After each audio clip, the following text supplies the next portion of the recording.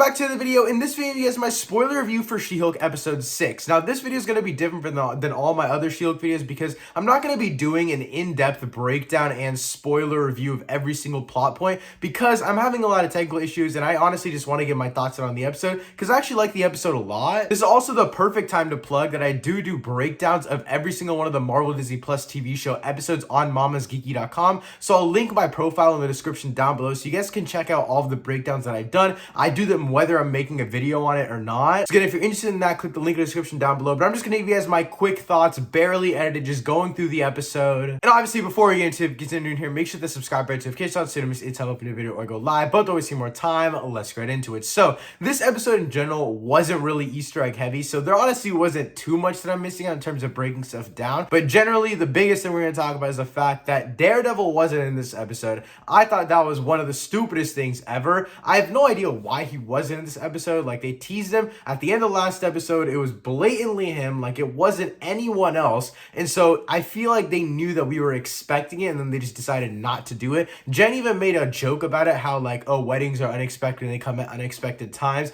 and you guys might not want it right now, stuff like that. It was a funny little joke, and overall the episode itself was very funny. I will say that this is one of the funniest episodes of the entire show in my opinion. But again, that Daredevil thing was just very stupid. I feel like a lot of people are gonna hate on this episode because Daredevil wasn't in it, even though aside from all the Daredevil stuff, I really thought this was a good episode. I don't think it's like top 3 of the show, but we're at like 6 episodes now out of 9, and you know, I am slightly worried for the overall story, but honestly I'm enjoying the ride as we're going, so I'm not as worried as I would be for another show that's maybe only 6 episodes. I mean, even for WandaVision I wasn't really worried until we got to the finale, but here we see they're really slowly starting to set stuff up. At the end of the episode we see that the scientists analyzing Jen's blood and stuff like that, and so I think all of these small things, especially with the Wrecking Crew and their leader, who the leader could be, I'm excited to see all of those small things come together. But as a whole, I'm really just enjoying this week-to-week journey and learning more about Jen's character, and every week they manage to find a really good way to make me care for it while also delivering a very funny story and a side story that all ties in together. So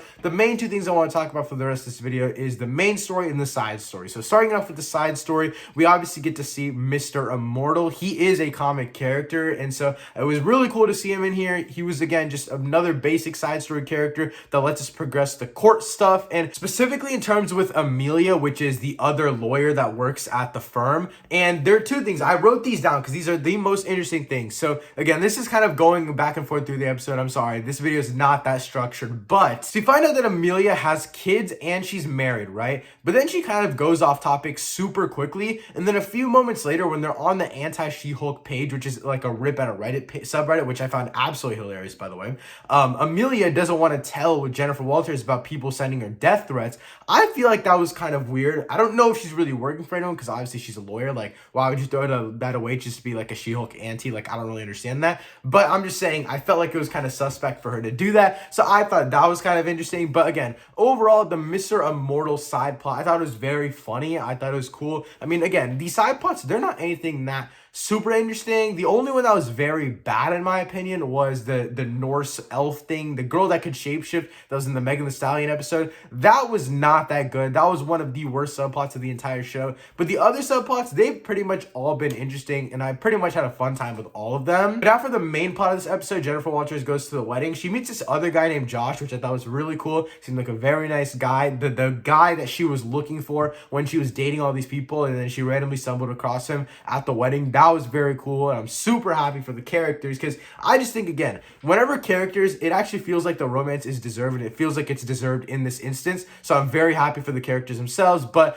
other than that, at the wedding, again, I just thought it was very funny. I thought that the writing was great this episode, and also the fight against Titania, that was great. I don't know what they were doing in the first episode, but the fight in this episode was absolutely awesome. Now, if you guys didn't know, apparently the origin story for She-Hulk was supposed to be in episode 9, and then while they were doing post-production on the show, they decided to flip it around, and Kevin Feige ended up putting it in the first episode. So that might be why the courtroom scene was so choppy. They might give us the full-length fight scene like in episode 9, and so that might be when we actually get the full fight scene, and it was just super cut up and weird in episode 1, because this fight scene was actually very good. This fight scene had a lot of great camera work, choreography, there were good lines throughout the fight. I thought that this this fight was absolutely great. And again, overall, the wedding stuff, yeah, it was basic and it wasn't anything that's like, oh, this is generational writing, but it was still good. It was still funny. And I don't know, I really enjoyed it. And that's pretty much it for all of my quick thoughts on She-Hulk episode 6. Again, I know I didn't do a full breakdown this week, but I'm just having a lot of technical issues and I just liked the episode a lot, so I wanted to get my thoughts out on it. Again, let me know what you thought of She-Hulk episode 6 in the comments down below, as well as look out for my breakdown on mamasgeeky.com. Thanks so much for watching. I'll see you next time. Peace.